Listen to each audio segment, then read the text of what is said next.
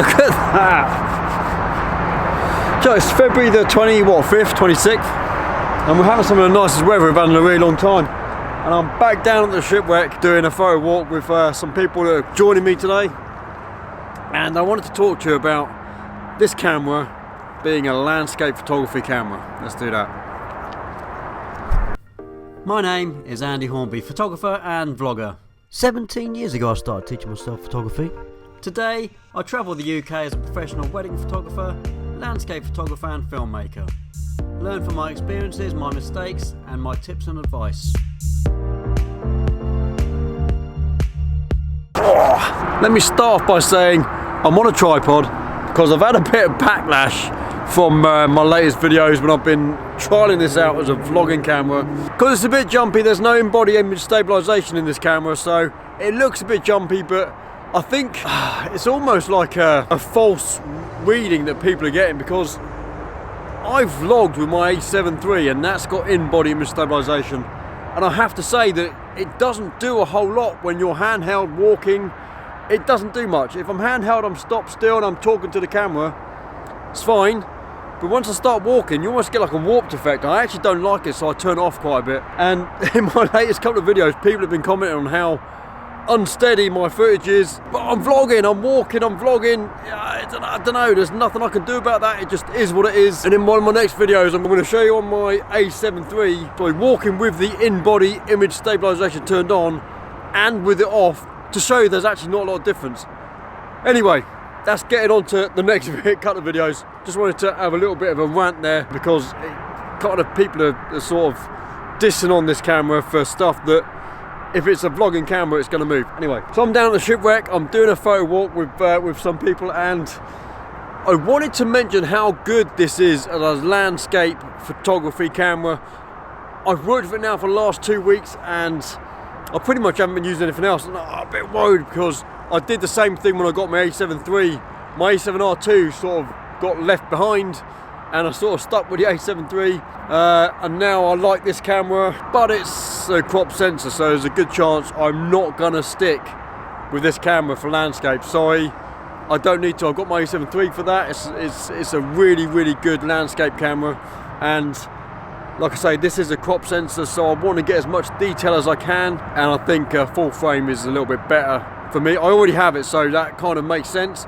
But if you don't have a full frame camera and you're looking for a new setup for landscape photography, there's nothing wrong with this camera. And in the price range that it's at, in the UK about £950, it's actually really, really good, and it's gonna really, really beef up your photography in terms of landscapes. I mean, this is an awesome camera for portraits as well. I'm not saying that it's bad for portraits, but as a landscape setup, this is actually really, really good. The fact it's got the intervalometer, I love that thing, inbuilt. You get some really good time lapses at the flick of a button, and it's amazing. The color science in this camera is actually a lot better than the A7 III, I think.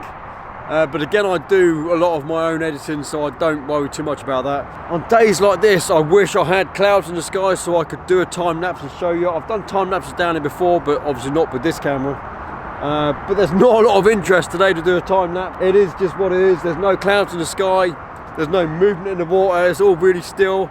It actually looks really, really nice visually, but to put that onto a 2D image, it's not that fantastic. I've done a quick long exposure a little while ago, and I'm going to show you that now. I've done that with this camera, and I didn't necessarily need to do a long exposure here, but I had the sun going behind the crane, which is just over there, and having a minute exposure actually just emphasises the light behind the crane. I love that crane. I come down here sometimes just to shoot the crane. It's actually really, really, really good. And sun is going to set in about 20 minutes, so I've got a bit of time. I might actually go and get a shot of the crane in a second, and I'll show you that too. But I'm also going to show you some other pictures I've taken over the last couple of weeks. So hang around for that, because I want to show you that this is actually going to be a really, really good setup for someone if they're looking for a landscape photography camera.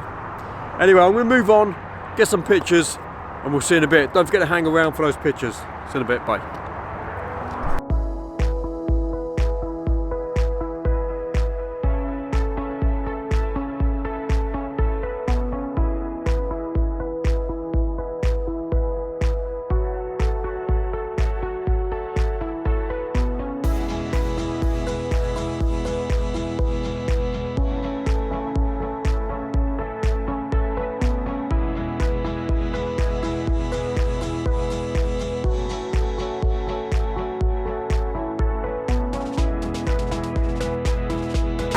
Oh, I've really got to clean my kit up. Anyway, just got some really nice pictures of the crane. I love this crane, it's awesome.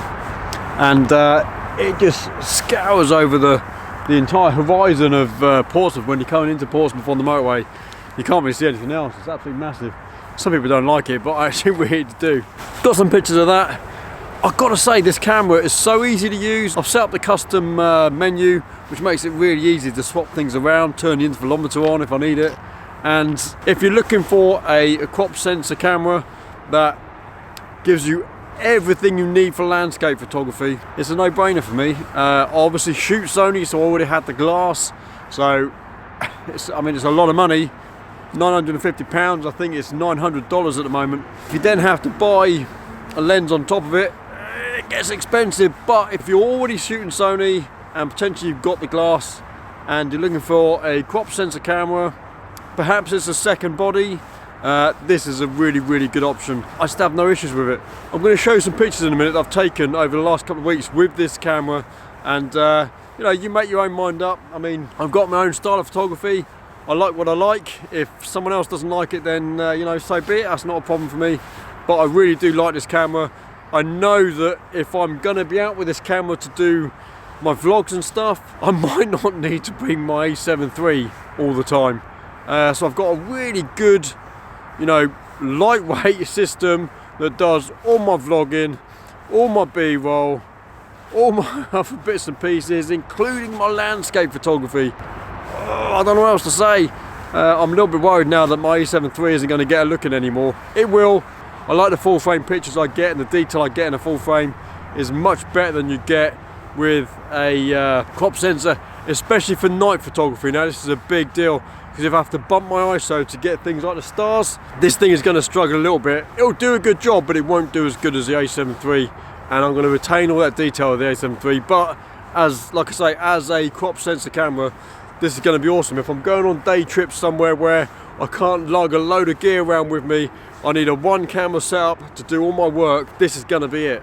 Waffling on, I'm going to shoot off, have a look at these pictures, see what you think, and yeah, hopefully this will make your mind up whether you're going to buy this camera or not.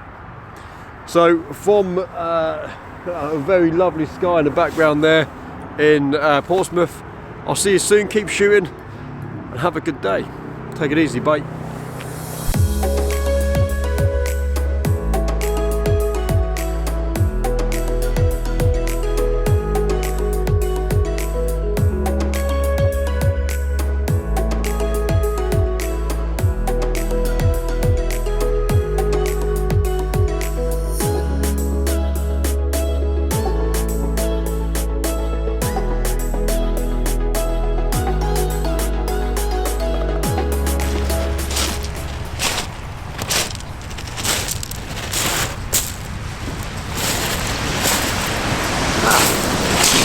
Still here, nice. It's good that you're still here, because I want to tell you a little something.